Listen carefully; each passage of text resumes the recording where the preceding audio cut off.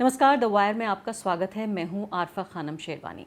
अचानक देश की राजनीति में बड़ा उबाल आ गया है। एक तरफ पेगासस से हो रही जासूसी के एक्सपोजे के बाद वो पर्दाफाश जो वायर ने किया, वायर के साथ दुनिया भर के 16 न्यूज़ संस्थान और 80 पत्रकारों ने मिलकर ये एक्सपोजे, ये पर्दाफाश आपके सामने रखा कि कैसे जो पत्रकार हैं, इसके अलावा सामाजिक कार्यकर्ता और नेता, उनके ऊपर जासूसी हो रही है। दूसरी तरफ दो बड़े न्यूज़ संस्थान दैनिक भास्कर और साथ ही भारत समाचार, उनके ऊपर इनकम टैक्स ऑफिस ने रेड डाली है। इस सब के मद्देनज़र एक तरह से लगता है कि पूरा उबाल आ गया है और सबसे प्रभावित हो रहा है जो मानसून सत्र है, फिलहाल चल रहा है पार्लियामेंट का। लेकिन जो तीसरी बड़ी खबर है इसी कड़ी में, वो है जो किसान संसद चल रही है। संसद के समानांतर दूसरी संसद, किसान संसद चल रही है, जहां पर जो महीनों से विरोध प्रदर्शन कर रहे हैं 3 कानूनों के खिलाफ, जिनको किसान कहते हैं कि वो काले कानून हैं और किसान विरोधी कानून हैं, कृषि विरोधी कानून है। आपको मालूम है लगातार पिछले साल से ही महीनों से लगातार प्रोटेस्ट कर रहे हैं 3 अलग अलग प्रोटेस्ट साइट्स पर, जिसमें सिंघू बॉर्डर एक मेन मुख्य प्रोटेस्ट साइट है।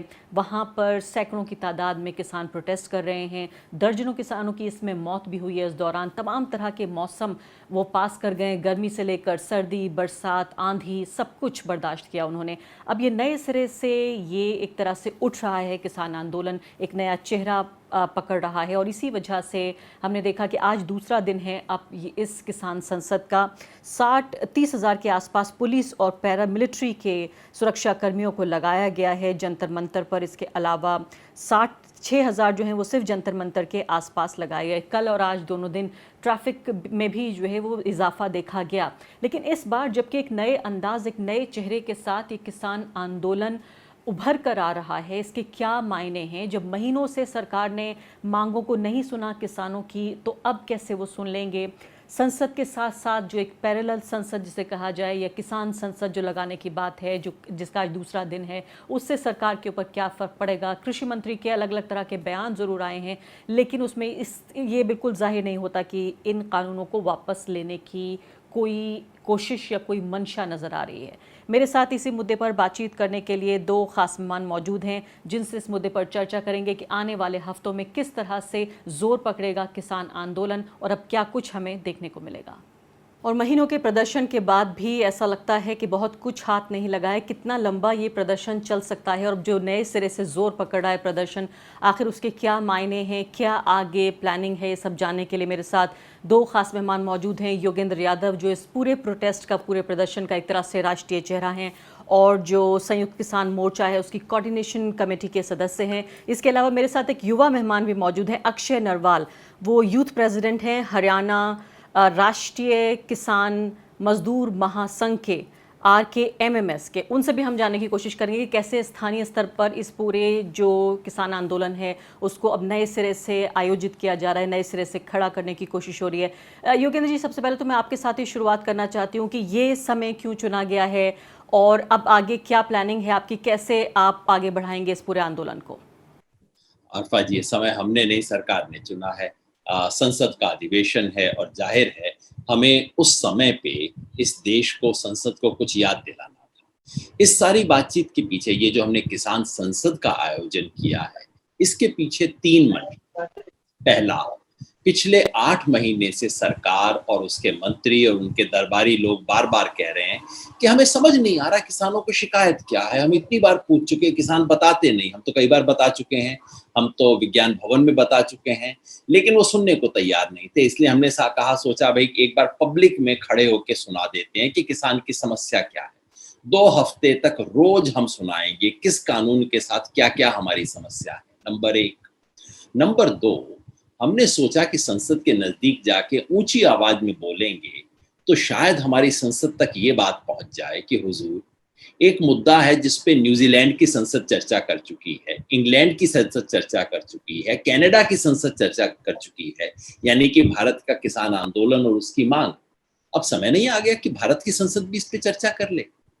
और तीसरा कारण ये था कि हमने, किसानों ने पहली बार एक व्हिप जारी किया है। अब तक क्या होता था, पार्टियां व्हिप जारी करती थी अपने सांसद पे कि तुम ये करोगे, ये नहीं करोगे, इसके पक्ष में वोट दोगे, उसके खिलाफ वोट दोगे। अब पहली बार वोटर ने व्हिप जारी किया है और कहा है कि पार्टी के व्हिप से ऊपर हमारा व्हिप है और हम तुम्हें बता रहे हैं कि संसद में आपको केवल और केवल किसानों के सवाल पे चर्चा करनी है। अब उसकी निगरानी भी हमें करनी थी। इन 3 कारणों से हमने सोचा कि हम इस किसान संसद को बुलाएं, और जैसा आपने देखा, कल दिल्ली के दिल में पहुंच के, संसद के 200-300 मीटर नजदीक पहुंच के किसान ने अपनी दस्तक दी, शांतिपूर्वक अनुशासन से दी और अपनी बात कहनी शुरू की। जी हाँ, लेकिन योगेंद्र जी, कई बार सवाल ये उठ रहा है, मैं देख रही थी टीवी चैनल्स पर, कल बहस तो हुई किसान मुद्दे पर, लेकिन बहस ये हो रही थी कि देखिए ये तो एक पैरेलल सरकार खड़ी कर रहे हैं, पैरेलल संसद खड़ी कर रहे हैं, मर्जी क्या है, मंशा क्या है, किसान आंदोलन फेल हो चुका है, इसलिए अब थिएट्रिक्स की जरूरत आ पड़ी है, नौटंकी की जा रही है। अर्थात ये पहली बार नहीं है ना कि हमारे विरुद्ध दुष्प्रचार हो रहा है। आप तो जानती हैं, खुद आपने देखा है, पहले दिन से पहले कहा ये किसान ही नहीं है, फिर कहा ये दलाल हैं, फिर कहा ये पार्टी के एजेंट हैं, फिर देशद्रोही, फिर खालिस्तानी, फिर पाकिस्तानी। ये सब तो चलता ही रहेगा। जब तर्क समाप्त हो जाते हैं तो इस तरह की बातें होती हैं। कल आपने देखा बीजेपी की सांसद ने क्या कहा, मवाली, और बाद में कहा कि मुझे गलत समझा गया। अरे स्पष्ट रूप से कह रही है कि ये किसान नहीं है, झूठे किसान है, ये मवाली हैं। बहन जी, कैसे आपको हमने गलत समझ लिया? और कल रात को आपने शायद नोटिस किया हो या नहीं, कल रात राजदीप सरदेसाई के शो पे और बाकी सब चीजों पे भी बीजेपी के प्रवक्ता कहते घूम रहे थे, किसानों ने पत्रकार पे हमला किया। मैंने चुनौती दी, मैंने कहा चलिए आप बताइए, उस किसान का नाम बता दीजिए, संयुक्त किसान मोर्चा से उसका क्या संबंध है, ये बता दीजिए। आज अखबार में खबर छप गई है कि वो कोई मीडिया कर्मी था, इनका आपस में उलझन हुई, एक दूसरे से तकरार हुई, और इसके अंदर खामखा संयुक्त किसान मोर्चा को घसीट रहे हैं, खामखा हमारे किसानों का नाम बदनाम कर रहे हैं। तो ये चीजें तो पहले दिन से चल रही हैं। रही बात एक पैरेलल संसद करना, संसद पे विश्वास न करना, अरे ये कोई पहली बार है देश के इतिहास में जबकि कुछ लोगों ने बाहर आके संसद आयोजित की है। ये आंदोलन के लोग तो हर साल करते हैं। दिक्कत इन बीजेपी वालों की बेचारों की ये है कि ना तो इन्होंने आंदोलन किया, ना इन्होंने देखा। ये राम जन्मभूमि के नाम पे जरूर किया था, उसके अलावा कोई आंदोलन ना किया है ना देखा है। राष्ट्रीय आंदोलन से इन बेचारों का कोई लेना देना नहीं था। तो आंदोलन की परम और आंदोलन जीवियों की बात सुन के इनको रात को नींद नहीं आती है। तो इसलिए उन बेचारों को कुछ पता नहीं है। ये लोकतंत्र की एक स्वस्थ परंपरा है, और कायदे से तो किसी भी सांसद को खुश होना चाहिए, किसी भी पुजारी को खुश होना चाहिए कि कोई मेरे मंदिर के पास आके मंदिर के सामने खड़ा होकर पूजा कर रहा है, कुछ मांग रहा है। संसद का तो गरिमा बढ़ती है अगर देश के कोने। लेकिन पुजारी को डर लग रहा है कि कहीं ऐसा ना हो दूसरा मंदिर बन जाए। यही बात है, डरे हुए हैं, मतलब जबरदस्ती पुजारी धकियाए हुए हैं, धकिया के कब्जा किया हुआ है, और डरे हुए हैं कि भाई जाऊंगा, जनता तो मेरे साथ है नहीं। रोज देख, कभी हरियाणा में कोई घटना हो जाती है, कभी पंजाब में, कभी उत्तर प्रदेश में, तो ये घबराए हुए हैं, डरे हुए हैं। अक्षय नरवाल, ये बताइए कि अब बात ये हो रही है कि आपका प्लान ये है कि 200 किसान हर रोज आएंगे और जो ये समानांतर जो संसद बनाई है वहां पर भाग लेंगे।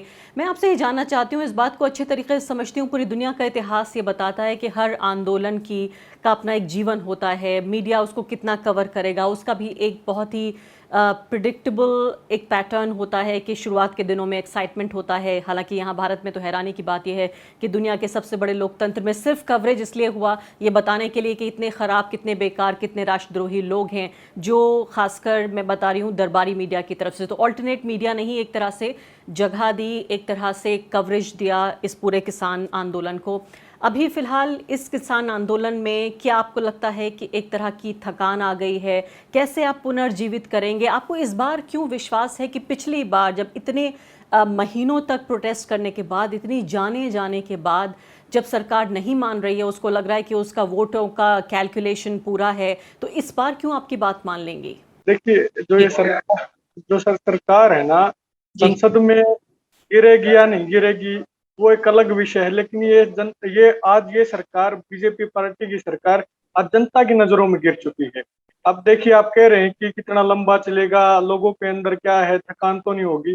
देखिए, मैं बताना चाहता हूँ, मैं जैसे गांव में हूँ अभी भी, और गांव में यहाँ पे छोटे छोटे प्रोग्राम्स हो रहे हैं, जैसे ब्लड डोनेशन कैंप ऑर्गेनाइज कर रहे हैं, उनको समर्पित कर रहे हैं जो किसान शहीद हुए किसान आंदोलन में। जो अंडर करंट है, अंडर करंट मैं कहूंगा, लोगों के अंदर उत्साह है। जब संयुक्त किसान मोर्चा कोई बड़ा फैसला लेगा या जब भी बुलाएगा जनता को, तो निश्चित तौर पे गांव से ट्रैक्टर ट्रॉली भर भर के, जैसे 26 जनवरी को पहुंचे थे, ऐसे ही निश्चित तौर पे पहुंचेंगे।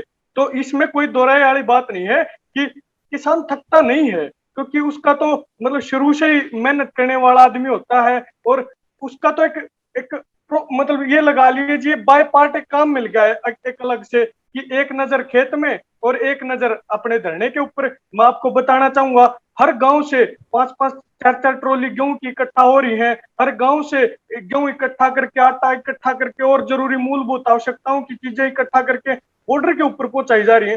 तो जो यहाँ पे लोग हैं वो काम देख रहे हैं, लेकिन निश्चित तौर पे जब संयुक्त किसान मोर्चा की कोई बड़ी कॉल होगी तो लाखों ट्रैक्टर ट्रॉलियां भर के गांव से दिल्ली की तरफ कूच करेंगे जब संयुक्त किसान मोर्चा कहेगा। अक्षय नरवाल, आप कह रहे हैं कि किसान कभी थकता नहीं है और किसान को एक तरह से एक और काम मिल गया है कि अपने खेतों के अलावा अपने आंदोलन की भी रक्षा करेगा और ऐसे ही जैसे बड़ा करता है अपनी फसलों को, ऐसे आंदोलन को आगे बढ़ाएगा। तो मुझे बताइए कि क्या जो आपका तरीका है आंदोलन का, क्या उसमें कोई फ़र्क आने वाला है?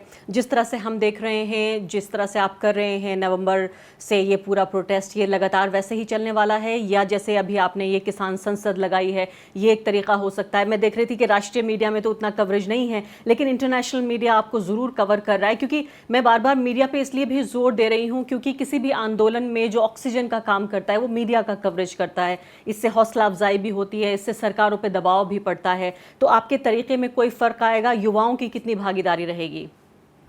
देखिए मैम, जो जैसे आपने कहा, जैसे बीजेपी पार्टी की बात करूं तो इस पार्टी, ये पार्टी धर्म के ऊपर राजनीति जरूर करती है, लेकिन इस पार्टी का अपना कोई धर्म नहीं है। ऐसे कुछ मीडिया चैनल्स हैं, उनका भी अपना कोई धर्म नहीं है, उनके भी अपने कोई एथिक्स नहीं रहे। जो लोकतंत्र का चौथा स्तंभ माना जाता है जिस मीडिया को, आज वो मीडिया बिकाऊ और बेशर्म हो चुका है। हमें बड़ा दुख है कि जो एक आम आदमी है, इतने दिनों से शांति प्रिय तरीके से प्रदर्शन कर रहा है, उनकी आवाज जितनी पूरे देश की जनता तक पहुंचनी चाहिए उतनी नहीं पहुंची। लेकिन मैं एक बात जरूर बताना चाहता हूं, जैसे हरियाणा की भी मैं बात करूं, हरियाणा से हूं, तो यहाँ पे योगेंद्र यादव जी और सारे सीनियर किसान नेता, इतनी पंचायतें हुई पूरे हरियाणा में। जो लोग नहीं जानते थे इन तीनों काले कानूनों में काला क्या है, वो सब लोग समझने लग गए, लोग जागरूक होने लग गए, लोगों को समझ में आ गया कि जैसे मैंने पहले कहा कि आज नया काम मिल गया, ये काम किस वजह से, इसमें किसान अपनी भागीदारी पूरी निभा रहा है, क्योंकि लोगों को आज समझ में आ गया सिर्फ खेती किसानी की लड़ाई नहीं है, ये देश के लोकतंत्र को बचाने की, देश के संविधान को बचाने की लड़ाई है। और अगर देश का लोकतंत्र संविधान, अगर किसान हारता है तो देश का लोकतंत्र हारेगा, देश का संविधान हारेगा, और मैं कहना चाहता हूँ देश का हिंदुस्तान हारेगा। अगर किसान की बात करूं, किसान के बेटों ने सरहद पे जाके अपनी जान देके इस देश की सरहदों की रक्षा की है। आज किसान भी ऐसे ही दिल्ली की सरहदों पे बैठ के इस देश के लोकतंत्र को, इस देश के संविधान को और इस हिंदुस्तान को बचाने का काम करेगा। चाहे कैसे भी कोई भी काम कर गुजरना पड़े, उसके लिए हम हर शहादत देने के लिए तैयार हैं और नौजवान तैयार हैं। मैं कोई बड़ी कॉल आएगी, मैं दोबारा इस बात को दोहराता हूँ, नौजवान तैयार हैं, पूछते हैं हमसे गांव में जब जाते हैं कि आगे क्या प्रोग्राम है, आगे, बल्कि हमने रोकना पड़ता है। वो तो बार बार बोलते हैं कि कोई बड़ी कॉल दो, बड़ी कॉल दो, हम अपनी जान तक देने के लिए तैयार हैं, हमें बुलाओ, कभी दिल्ली बुलाओ। इस तरह का माहौल गांव में है।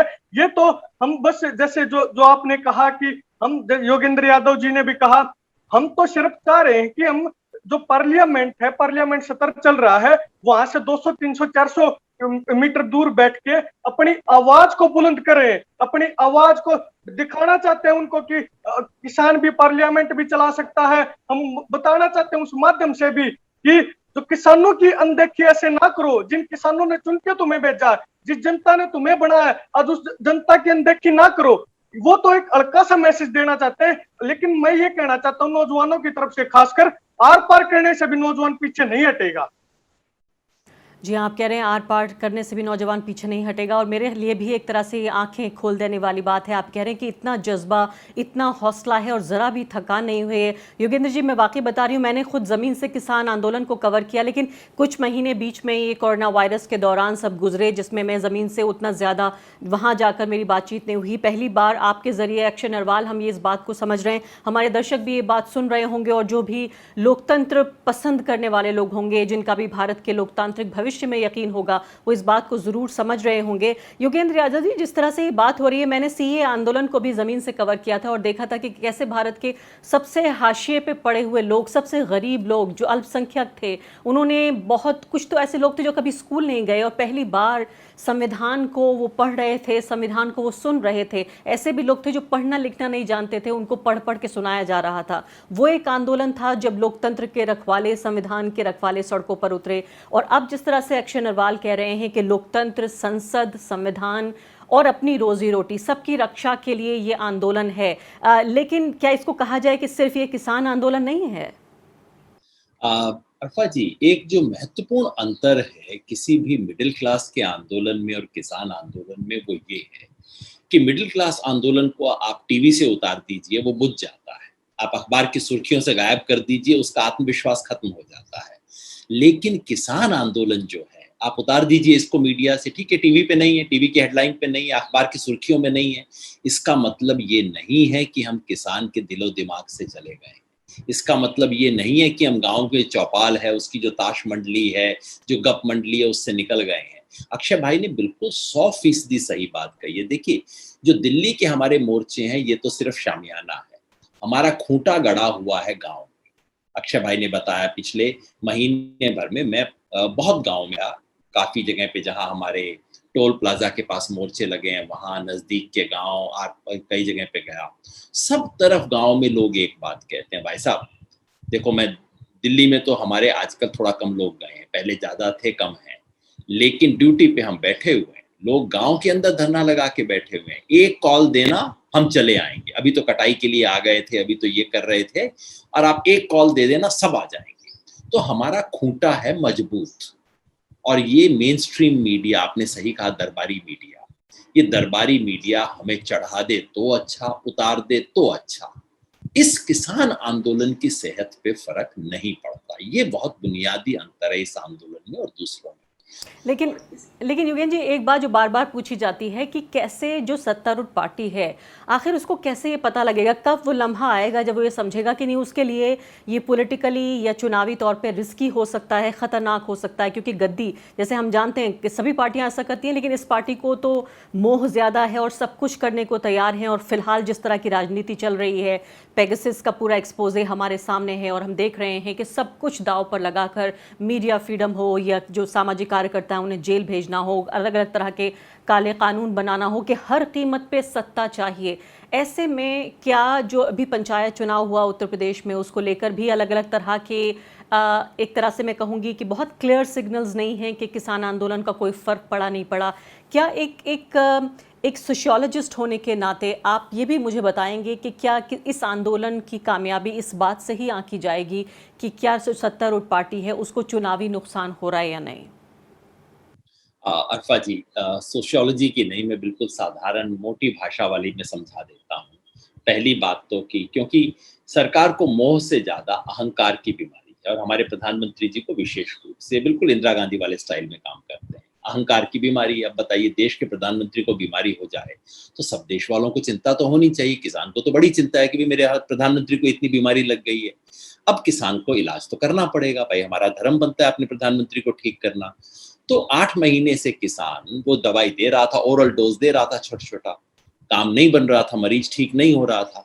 फिर पश्चिम बंगाल में थोड़ा सा इंजेक्शन देना पड़ा, इंजेक्शन से असर हुआ मरीज पे थोड़ा, लेकिन बीमारी उसकी गई नहीं। जहां तक उत्तर प्रदेश के चुनाव का आपने बताया, चुनाव में तो इंजेक्शन इनको लगा, लेकिन ऊपर का जिला परिषद का इलेक्शन आते आते, क्योंकि उसमें तो साधारण व्यक्ति वोट दे नहीं सकता, उसमें उन्होंने मैनेज किया, धमका वमका के सीटें अपनी तरफ कर ली। मतलब हमें, मेरे मरीज का इलाज उससे नहीं हुआ, हमने सोचा था हो जाएगा।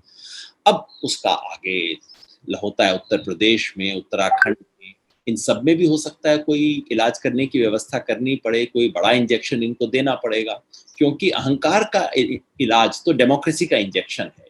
जनता जब बताती है तभी उसका इलाज होता है। रही बात आंदोलन की सफलता की, मैं इसको रेखांकित करना चाहता हूं कि ये आंदोलन 3 बड़ी सफलता हासिल कर चुका है।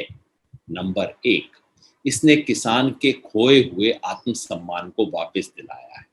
हमारा भाई अक्षय जिस तरह से बोल रहा है, जिस स्वाभिमान से बोल रहा है, आज से 1 साल पहले कहाँ किसान के बच्चे की हिम्मत होती थी कि इस तरह से बात करे, अपनी सर उठा के, डर के, शर्मा के चला करता था किसान का बच्चा। तो दूसरा, इस आंदोलन ने किसान की राजनीतिक हैसियत का एहसास करवाया है, क्योंकि नहीं तो पहले किसान जी हनुमान जी जैसा था, ताकत बहुत थी लेकिन उसे खुद ही नहीं पता था उसकी ताकत कितनी है। अब सब पार्टियों को समझ आ गया है, मोदी जी को भी आ तो गया है कि भाई किसान से आगे से पंगा मत ले लेना, कहीं मुश्किल हो जाएगी। और तीसरा, इस आंदोलन ने किसान को जाति, धर्म, झंडे के मोह से अलग करके किसान में एकता स्थापित की है, ऐसी एकता जैसी पिछले 50 साल में नहीं देखी गई। तो ये तो बड़ी सफलताएं हो गई हैं। अब तो सिर्फ 3 कानून की औपचारिकता बची है। कानून तो गए हैं मर, लेकिन उनके डेथ सर्टिफिकेट पे साइन नहीं कर रहे प्रधानमंत्री, अहंकार बना के। उसका भी इलाज हो जाएगा, वो भी ठीक हो जाएगा।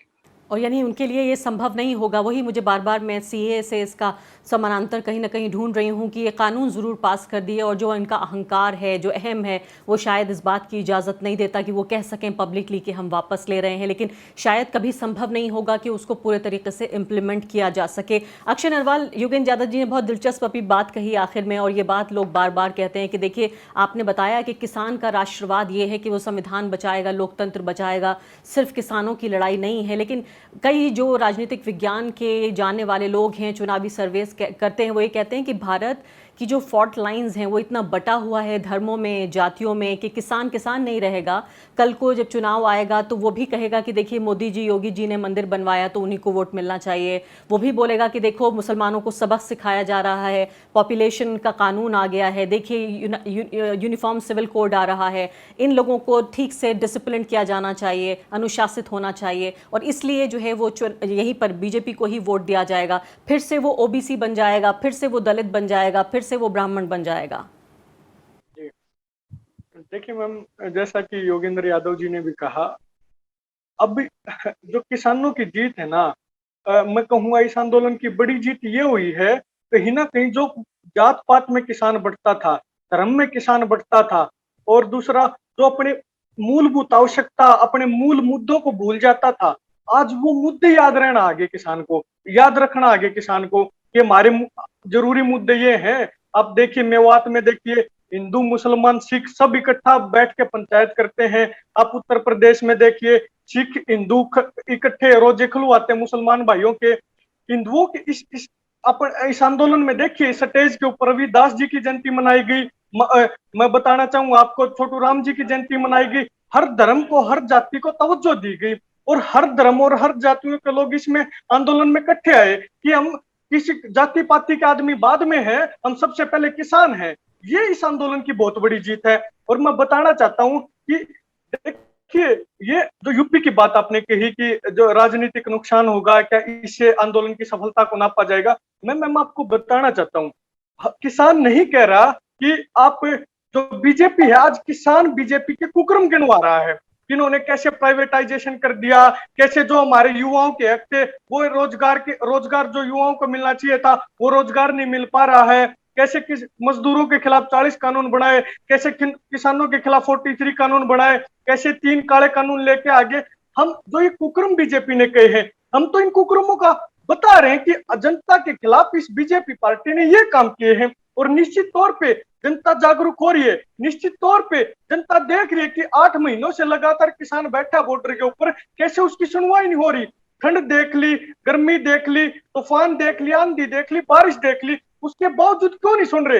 एक तरफ नरेंद्र मोदी जी कहते हैं कि एक कॉल की दूरी पे हूं, दूसरी तरफ हम पत्र भी लिखते हैं, पूरा मीडिया में चलता, फिर वो कॉल कहां चली जाती है, फिर वो उनका नंबर कहां चला जाता है। तो पूरा देश इन चीजों को देख रहा। एक तरफ नरेंद्र तोमर जी कहते हैं, कृषि मंत्री, कि 3 कृषि कानूनों को छोड़ के आप किसी चीज के ऊपर वार्ता कर लीजिए। ये ग्वालियर में उन्होंने ये बात की। तो आप देखिए, जिस आंदोलन का आधार ही 3 कृषि कानून है, तो उससे अलग क्या बातचीत करें हम।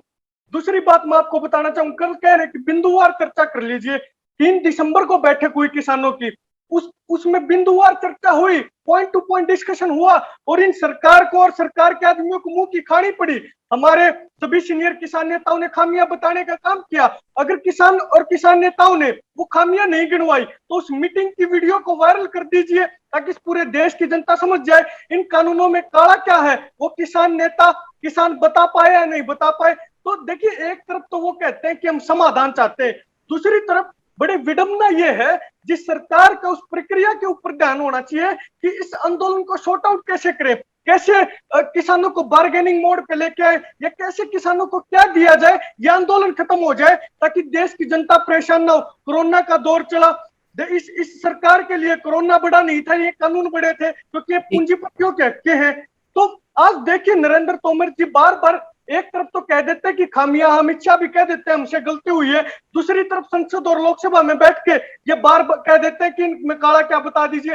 फिर जिस मोड़ पे आगे वार्ता बढ़ी थी फिर उसको पीछे ले आते हैं। तो बार बार इस जनता को ये षड्यंत्र रच के ये सोचते हैं कि हम नए नए षड्यंत्र रचेंगे और इस देश की जनता को, किसानों को भ्रम में डाले रखेंगे। लेकिन इस बात को अपने दिमाग से सरकार निकाल दे। आपके माध्यम से मैं बताना चाहता हूँ, गांव गांव में आज किसानों के नुमाइंदे हैं, गांव गांव में किसानों के बच्चे आज पढ़ लिख के जिस हड़ की वजह से, जिस हड़ चला के किसान ने अपने बेटे की फीस भरी, आज उस बेटे की कलम इनका मुंह तोड़ जवाब देने का काम कर रही है। हर गांव में, हर शहर में भी जितने गांव से निकले लोग हैं वो सब शहरों में जागरूकता। मैं आपको रोहतक की बात बताऊं, रोहतक में एक संगठन बना मैम, जो किसान मजदूर जो आंदोलन चल रहा है उनके सहयोग के लिए सहयोग मंच, उन्होंने कहा किसान मजदूर का सहयोग मंच बना रहे।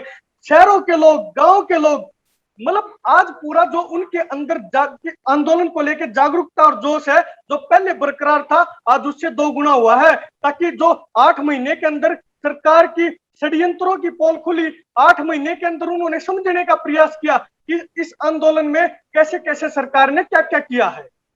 अक्षय नरवाल, बहुत बहुत शुक्रिया आपका। आपके जज्बात को हम समझते हैं और एक तरह से आपने प्रतिनिधित्व किया है तमाम युवा किसानों का, पूरी किसान बरादरी का आज द वायर की इस स्क्रीन पर, और इसलिए आपका बहुत बहुत शुक्रिया। शायद योगेंद्र यादव ने जो बात कही थी वो सही साबित हो रही है कि इस आंदोलन को सिर्फ उस कानून पर दस्तखत के लिहाज से न देखा जाए, ये भी देखा जाए कि देखिए कितने बड़े बड़े अब किसान नेता पैदा हो रहे हैं, कितने नए किसान नेता हमें मिल रहे हैं। बहुत बहुत शुक्रिया अक्षय आपका, और साथ ही योगेंद्र यादव जी आपका भी शुक्रिया। लगातार जैसे योगेंद्र यादव ने कहा कि मोहताज नहीं है किसी भी मीडिया कवरेज का ये किसान आंदोलन, लेकिन अब ज़रूर जो अखबारों की सुर्खियां हैं और टीवी की स्क्रीन है द वायर पर भी लगातार आप किसान आंदोलन का कवरेज देखेंगे। शुक्रिया। द वायर के और वीडियोस देखने के लिए सब्सक्राइब करें और बेल आइकन पर क्लिक करें। स्वतंत्र पत्रकारिता की आर्थिक मदद करने के लिए डिस्क्रिप्शन में दिए गए लिंक पर जाएं और अपनी राशि चुनें।